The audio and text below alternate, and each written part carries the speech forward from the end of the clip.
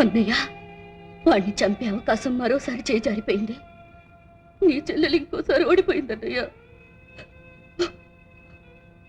గతం నా గుండె చప్పుళ్ళ అనుక్షణం నన్ను వెంటాడుతూనే ఉందన్నయ్య. నేను వాణ్ణి విడిచిపెట్టాను. ఆ దుర్మార్గుడి గుండె చీల్చి రక్తంతో తడిసిన చేతులతో నా కన్నీటి మంటలార్తాను. అంతవరకు నేను నిద్రపోను.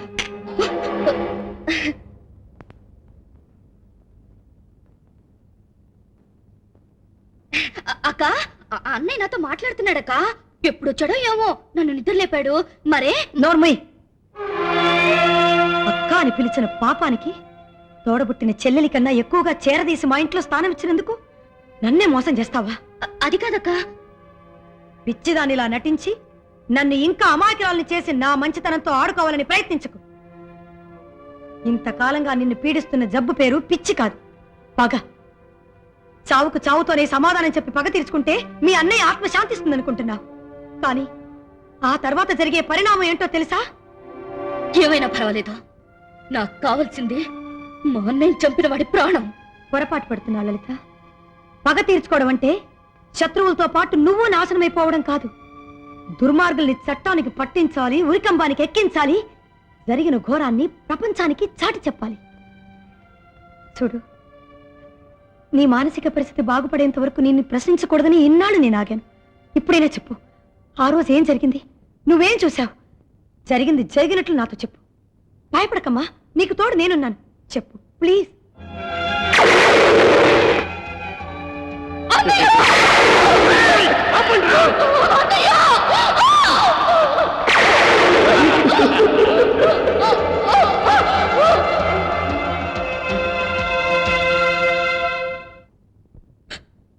ఇప్పుడు చెప్పక్క, నా కళ్ళ ముందే నా అన్నయ్యని అమానుష్యంగా కాల్చి చంపిన ఆ రుద్రయ్య అంతం చూడాలనుకోవడం తప్ప? అంతు చూడాలనుకోవడం తప్పు కాదమ్మా, అంతం చెయ్యాలనుకోవడమే తప్పు. అది నీ అభిప్రాయం అక్క. నాకు తెలిసి ఆ రాక్షసుని ముక్కలు ముక్కలుగా నరికి పోగులు పెట్టినా తప్పలేదంటాను. నేను నమ్ముకున్న చట్టం మీద నీకు గౌరవం లేకపోవచ్చు, కనీసం నా మీద, ఈ అక్క మీద నీకు గౌరవం ఉంటే ఇక మీద ఇలాంటి పిచ్చి ప్రయత్నాలు చేయనని నాకు మాట ఇవ్వు. అక్క, కాదనుకు లలిత.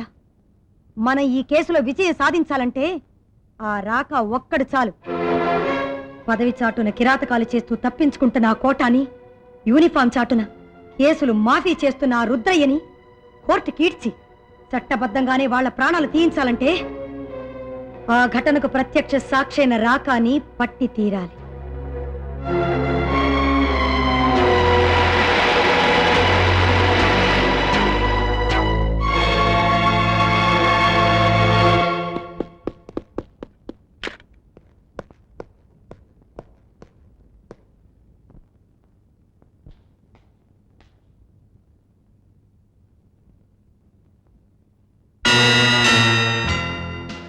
ఎందరో జైలరమ్మలు, అందులో మీకే నా వందనాలు. ఎక్కడ దాచావా రాకాని? రాకానా? వాడెవడు? నీ అడుగులకు మడుగులొత్తేవాడు, నీ మోచేతి నీళ్లు తాగేవాడు, అమాయకుల రక్తాన్ని కరెన్సీ నోట్లుగా మార్చి నీ ఇనపెట్టె నింపేవాడు. ఓహో, మీరు అడిగింది ఏనాడో జైలు నుంచి పారిపోయిన ఆ ఘోర హంతకుడి గురించా? ఈ శాంతి నిలయంలో వాడెందుకుంటాడు? క్షణం క్రితం వాణ్ణి నేను ఇక్కడ చూశాను గనక. మిస్టర్ కోట, వెంటనే వాణ్ణి నాకు అప్పగించకపోతే నిన్ను జైల్లో పెట్టాల్సి ఉంటుంది. తొందరపడి నోరు పారేసుకోకు జైలరమ్మా. ఈ ఇంటి చరిత్ర పూర్తిగా తెలుసుకో. ఒకప్పుడు వాడు అహింసావాదిగా ఉన్నప్పుడు ఈ ఇంటిని వాడికి అద్దెకిచ్చాను. ఆ తరువాత వాడు హంతకుడుగా మారి పారిపోయాడు. ఈ ఇంటిని పార్టీకి డొనేషన్ గా ఇచ్చాను. ఇప్పుడు ఇది పవిత్రమైన పార్టీ ఆఫీస్. ఇందులో హంతకుల్ని దాచిపెట్టామని తమరు తుపాకీ చేత పట్టుకుని చిరుతపుల్లాగా అనధికారంగా దూసుకురావడం నేరం. ఏదైనా నాకు అనవసరం, నేను ఈ ఇల్లు సెర్చ్ చేయాలి.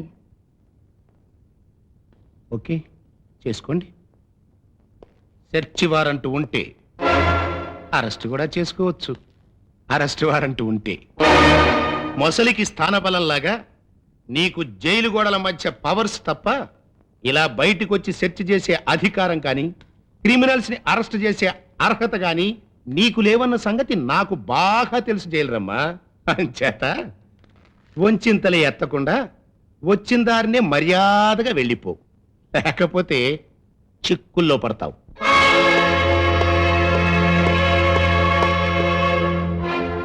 ఒక హంతకుణ్ణి పట్టి చట్టానికి అప్పగించడానికి అర్హతలు అధికారాలు అక్కర్లేదు మిస్టర్.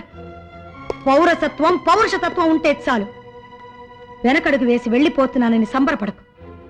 ఇప్పుడు తప్పించుకున్న వాణ్ణి, ఎప్పుడూ తప్పించుకుంటూ ఉన్న నిన్ను కలిసికట్టుగా ఉరికంబం ఎక్కించాలనే ఇప్పటికి వెనక్కి వెళ్తున్నాను.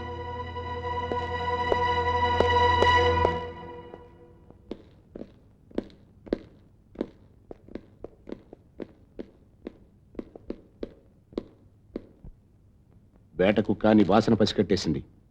వెంటనే నువ్వు అజ్ఞాతవాసంలోకి వెళ్ళిపోవటం మంచిది.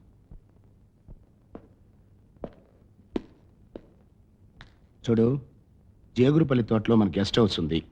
అక్కడ నీకు కావలసిన అన్ని ఏర్పాట్లు నేను చూసుకుంటాను. ఈ తుఫాన్ తగ్గేంత వరకు నువ్వు ముఖం చాటు చెయ్యి. రేయ్ సార్. నువ్వు దగ్గరుండి అయ్యగారికి కావాల్సిన ఏర్పాట్లన్నీ జాగ్రత్తగా చూసుకో. అలాగే సార్. వెళ్ళరా రాక, ప్లీజ్ వెళ్ళు.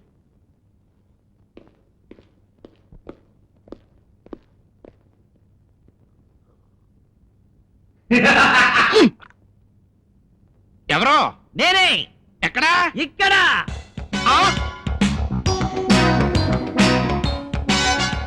అబ్బా, ఆ అరుపులేంటి? గబ్బినంలాగా ఈ డ్రెస్ ఏంటయ్యా? మూర్ఖపు కోట. ఆ?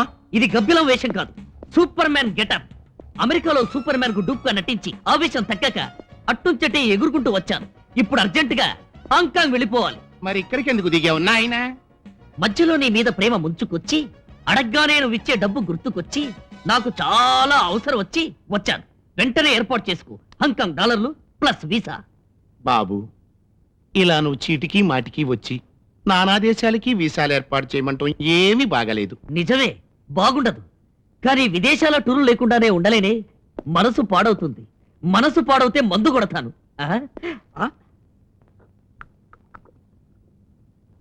మందు కొడితే మనసు మరీ పాడైపోతుంది. దాంతో మీరిద్దరూ జాయింట్ గా చేసిన వెధవ పనులన్నీ సినిమాలో ఫ్లాష్ బ్యాక్ లాగా నాకు గుర్తొస్తాయి. అప్పుడు మీ ఇద్దరి జాతకాలు న్యూస్ పేపర్ లో ప్రింట్ అవుతాయి. ఆ తర్వాత మీరిద్దరు ఒకే ఒక ఉరికబ్బారికి జాయింట్ గా వేలాడతారు సరదాగా. ఇదిగో, ఆనందంగా మందు కొట్టే వేళ్ళలో ఇలాంటి అపశకున మాటలు వాడకు. నీకు కావలసిన డాలర్లు వీసాయే కదా, మళ్ళీ మనకేంటయ్యా ఏర్పాటు చేస్తా. ఈ ఏడు ముందేడవచ్చు కదా బే. ఉమ్, కోట, ఉమ్. ఆ ఇన్స్పెక్టర్ గారు గుడ్ల గోపాల నా వంకే చూస్తున్నాడు. వాడు అలా చూస్తే నాకు కోపం వస్తుంది. కోపం వస్తే మళ్ళీ మనసు పాడవుతుంది. ఆ? మందు. వద్దు వద్దు, మనసు పాడు చేసుకోవద్దు. ఈ మధ్యన వాడి చూపి అట్ట మారిపోయింది. ఏంటా చూపు? అసలు నవ్వు. నవ్వాడు. ఏది అనండి? సూపర్ మ్యాన్ ఇంద్రజిత్ కి. నువ్వనవయ్యా. ఇప్పుడు జాయింట్ గా అనండి. సూపర్ మ్యాన్ ఇంద్రజిత్ కి.